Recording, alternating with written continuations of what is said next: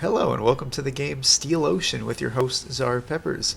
I heard about this game a while ago, so I thought I would give it a try and do a bit of a video giving my first impressions.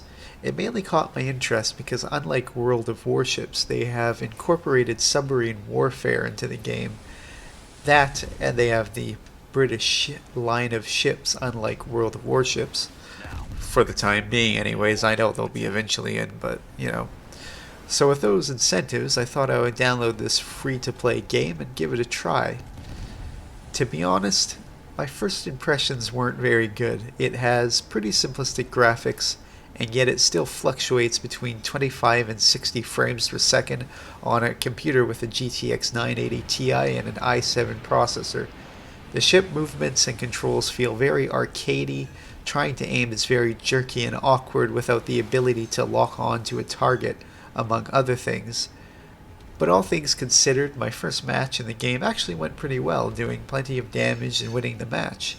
And yet I wasn't all that excited about it. The game really feels like it's just World of Tanks, but with ships instead of tanks. The gameplay and even the menu and tech tree layout just seems to be directly lifted from World of Tanks, and I don't think it works very well in a game based on naval warfare. Some things just don't make much sense. At the moment, players can get a free ship, the HMS Repulse, but the process you have to go through just to get it was pointlessly complicated. They could have just made a simple button in-game you can press and you get the gift, or you just have it given to you automatically like in Armored Warfare or World of Tanks with the Christmas gift tanks. I realize this is a rather silly thing to complain about, but there's just no reason to have to exit the game, then get a DLC ship through Steam, go back into the game, and then retrieve it from some obscure sub-menu that I had to ask in order to find where the hell it was. And I don't like asking people. After my first match, the reactionary in me was screaming, "What a load of crap." But I wanted to give it a fair chance, so I went and I joined another match. When I got in, I asked people in the match what they thought about the game. Overall, most were more or less positive. Then I asked them if they had ever played World of Warships, and a number of them said that they can't run it, so they've been playing this instead. So I suppose it's great that there are options available for people who have entry-level systems like this.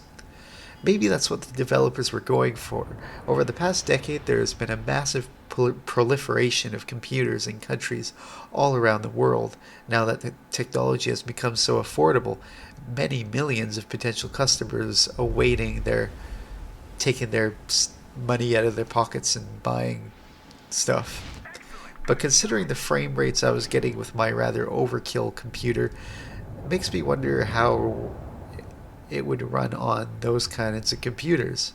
But, concerning graphics, there's absolutely nothing wrong with more simplistic graphics as long as the gameplay provides you with an enjoyable experience. In conclusion, personally, I don't feel there's enough in this game to keep me coming back to it. I'll probably play it for a little while, but especially when you can just play World of Warships, which just feels like a more well-rounded and enjoyable experience. But that said, if you're a casual gamer with an entry-level computer and would like a naval combat game to play, then this very well be the game that you would enjoy playing. On the other hand, if you're a quote hardcore gamer, then I have a feeling you will find the gameplay rather lacking and the experience underwhelming. I just found the ship controls, aiming guns and torpedoes to be really awkward, but I was very fond of the ability to aim the secondary guns manually, unlike in World of Warships where it's automatic and they don't have much range to them. But those are just some quick thoughts that I had. What do you think? If you feel there's anything I'm missing or just not getting about this game, please feel free to comment and give your opinion. Again, this is just my opinion. Feel free to like or dislike and subscribe. Until next time.